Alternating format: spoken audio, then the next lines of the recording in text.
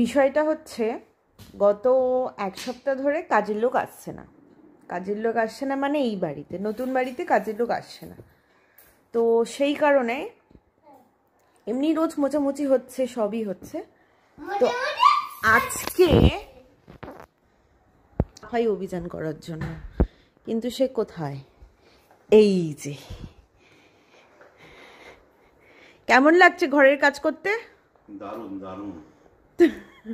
নতুন জিনিস কিনে নিয়ে এসেছি মোছার। নিচে বসে বসে মুছতে পারবো না বলে এই ম্যাজিক মফটা কিনে এনেছে। ভালো, মাঝে মাঝে একটু কাজ করা দরকার। বল, আমরা তো এত কাজ করি, বলছে না? এবার আমার হয়ে গেছে, এবার কি করবে বলে দে। বল বল। মামামের তো হাতে ব্যথা, কি করে করবে বল? বাঁ হাতটা কাজ করতে পারবে, ডান হাত দিয়ে না। বাঁ হাতেরই কাজ এটা।